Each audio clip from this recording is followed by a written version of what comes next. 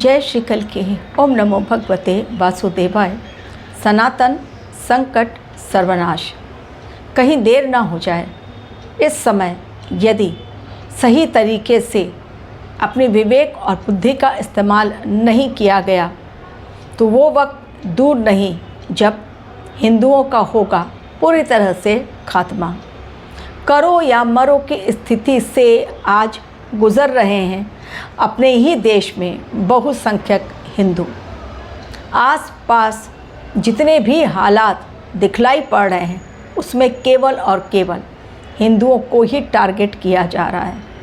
आज यूएन ने भी ऑब्जेक्शन ले ही लिया। जो हो रहा है बांग्लादेश में, केवल यूनुस सरकार अपनी सीट बचाए रखने के लिए मुंह में ताला जड़े देख रही है वो नरसंहार जो नहीं होना चाहिए था। मीडिया कर्मी पर भी वहाँ पर हो रहा है प्रहार। क्या यही सब देखने के लिए आज के समय में इंसान ज़िंदा है? हिंदू ही वो हैं जो सनातन की नींव आगे चलकर रखेंगे, क्योंकि बाकी धर्म सनातन के नाम पर केवल लिपापोती करते हैं।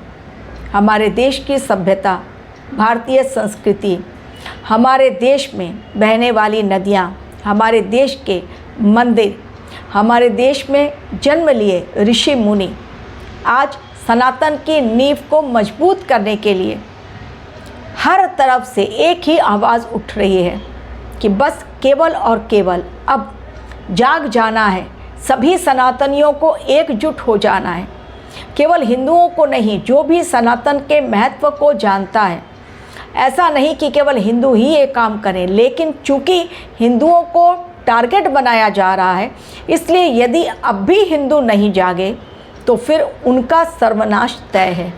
वरना 2026 एक ऐसा वर्ष जिसमें सनातन की नींव बहुत मजबूत तरीके से रखी जानी चाहिए और रखी भी जाएगी। और इसके लिए धर्मगुरु, कथावाचक जगह जगह जाकर लोगों को जोड़ने की कोशिश कर रहे हैं।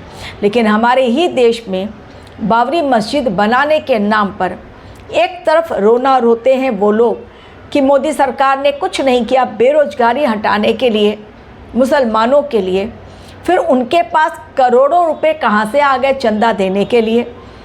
बहुत जल्द, केवल कुछ दिनों के अंदर 4-5 करोड़ रुपए इकट्ठा कर लिए हुमायूं ने। बाबरी मस्जिद, यदि बाबरी मस्जिद बनी तो बाबर भी जिंदा होगा, और यदि बाबर जिंदा हुआ तो हिंदुस्तान को ख़त्म होने से कोई नहीं बचा सकता।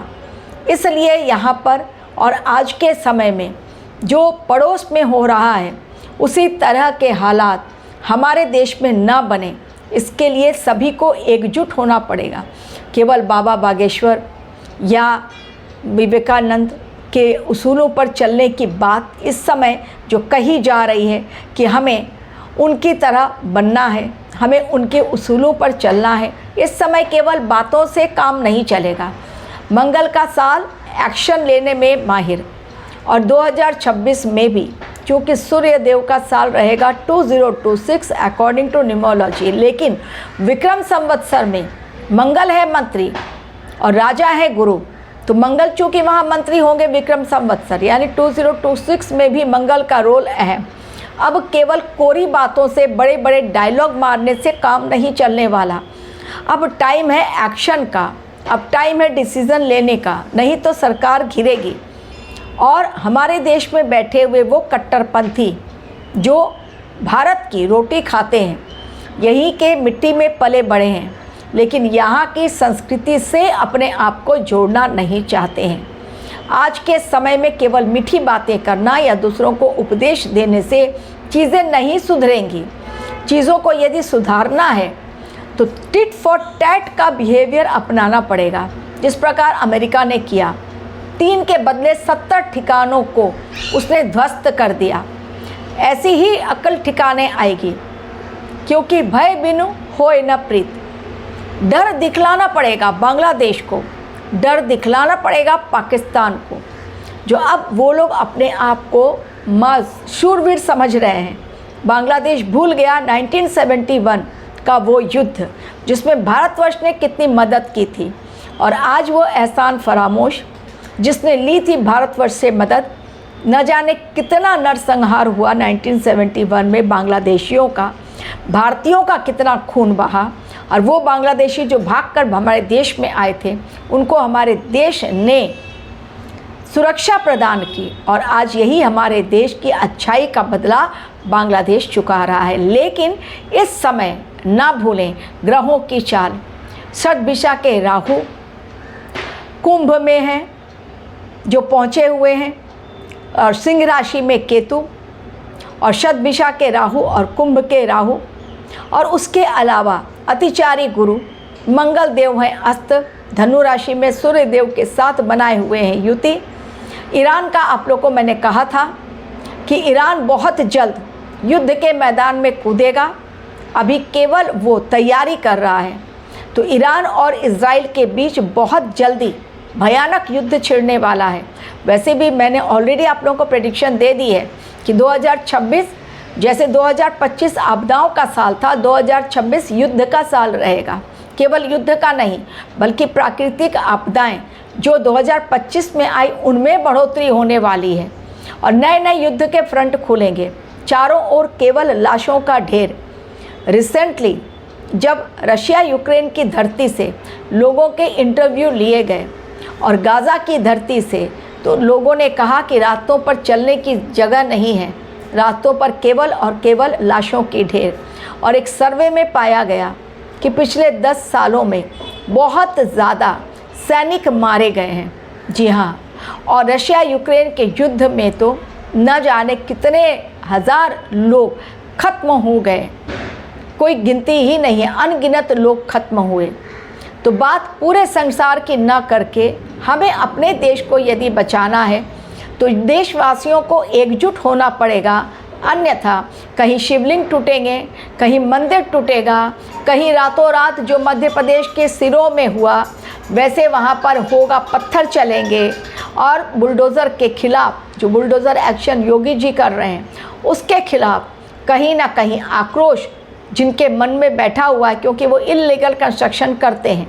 तो अब तो योगी ने ठान लिया है, SIR के खिलाफ बहुत ज़बरदस्त हुआ, उछाल आया, अब वो शांत हो गया है, क्योंकि SIR में खुलकर ये बातें सामने आ गई कि जो लोग आए थे घुसपैठिए वो इल्लीगल वे में हमारे रह रहे थे। यानी जिस वोट पर ममता बनर्जी अपने कैरियर का दम भर रही थी, आज वो सच्चाई सामने आ रही है कि वो किसके दम पर अपने अस्तित्व को बनाए हुए थी। आज उनके ही दल के निलंबित नेता हुमायूं उनके ही अगेंस्ट हो गए हैं। ये समय कुछ ऐसा है कि घोटालेबाजों का पर्दाफाश, जितने भी घोटालेबाज हैं चाहे वो किसी भी दल के हों, इस समय बड़े बड़े स्कैंडल्स बाहर निकल कर आएंगे। प्राकृतिक आपदाएं ऐसी होंगी कि कमर तोड़ेंगी इंसानों की। प्रत्येक जीव पर खतरा ग्रहों के संकेत द्वारा मंडरा रहा है, और नए वर्ष में पहले ही दिन से संकेत बिल्कुल सही नहीं दिखलाई पड़ रहे हैं। तो पहला ही महीना लाएगा भूचाल डेफिनेटली जनवरी के महीने में। अभी आने में कुछ दिन शेष है, आप लोगों तक वीडियो पहुंचाऊंगी। लेकिन जो स्टार्ट किया था मैंने वीडियो कि डू और डाई सिचुएशन, कहीं देर ना हो जाए। अब भी अगर हिंदू नहीं जागे और करो या मरो की स्थिति से जो गुज़र रहे हैं लोग, अगर वो चेतावनी भी, उसकी भी अनदेखी की कि हमें इससे क्या लेना देना, तो बहुत भयंकर परिणाम भुगतने के लिए तैयार हो जाएं अपने ही देश में। ये ना सोचें कि हम बहुसंख्यक हैं और मोदी बचा लेंगे। मोदी कुछ नहीं कर पाएंगे अकेले। एक लिमिट के अंदर ही इंसान के काम आ सकता है, लेकिन यदि खुद की जान बचानी है तो खुद तैयार होना पड़ेगा उस धर्म युद्ध को लड़ने के लिए जो ऑलरेडी स्टार्ट हो चुका है। अब और समय नहीं बचा है कि आप धर्म युद्ध के लिए वेट करें कि भगवान आएंगे और हम सबकी जान की रक्षा करेंगे। भगवान हर युद्ध में इंसानों को ही उतारते हैं। अगर ऐसा नहीं होता, केवल भगवान को ही लड़ना होता, तो वानर सेना तैयार नहीं होती त्रेता युग में। अगर ऐसा ही होता तो पांडव नहीं लड़ते, केवल कृष्ण लड़ते, केवल राम लड़ते। यानी इंसान को ही चूँकि अगले युग में प्रवेश करना है, तो इंसानों को अपने धर्म युद्ध की लड़ाई, धर्म की जय करवानी है अपने प्रयासों के द्वारा। अन्यथा चीज़ें खत्म होंगी। समय बहुत भयंकर, जैसे जैसे ये डिकेड आगे जाएगा चीज़ें और भयंकर रूप से इंसानों के सामने आती चली जाएंगी। यदि एकजुट नहीं हुए तो लोग दबा दिए जाएंगे और जो अल्पसंख्यक हैं कहीं वो बहुसंख्यक बनकर हमारे ही देश में फिर से एक बार बहुसंख्यकों के ऊपर अत्याचार ना शुरू कर दें, जैसा मुगल काल में होता था।